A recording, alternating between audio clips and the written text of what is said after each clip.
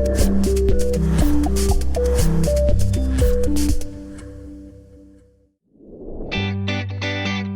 kids, remember last week we spoke about this guy called Paul? Also named Saul, right? Who, after meeting Jesus, changed from being someone really cruel into someone who loved Jesus and loved other people and wanted to dedicate his life to sharing Jesus with everyone. That's right, he became a missionary.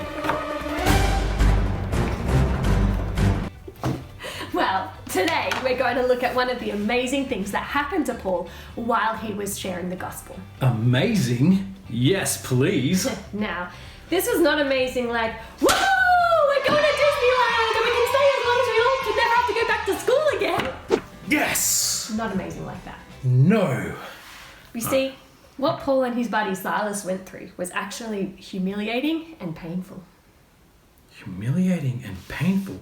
So, how can you call that amazing?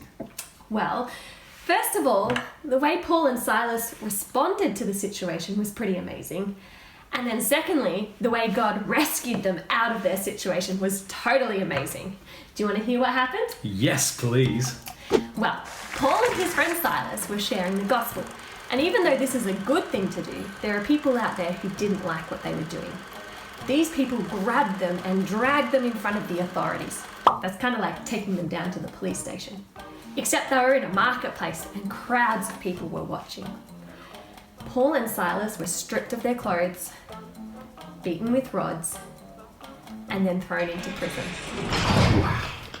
Now, if that had happened to you, how do you think you might react? You could get mad and angry and scream and yell and want to hurt people. Yeah, or maybe you just want to curl up in a ball with a fluffy blanket and cry and wish you'd had a hot chocolate and some Panadol. Yeah, or you could be mad and angry at God because he allowed people to hurt you. Well, Paul and Silas did none of these things. In fact, they definitely didn't get angry at God. Instead, they prayed to him, and they even sang songs to him. Amazing, right? So you're telling me that while they're in prison and they're beat up, they still praised God? Yep. And now, for the second amazing part, while they were praising God, there was a massive earthquake.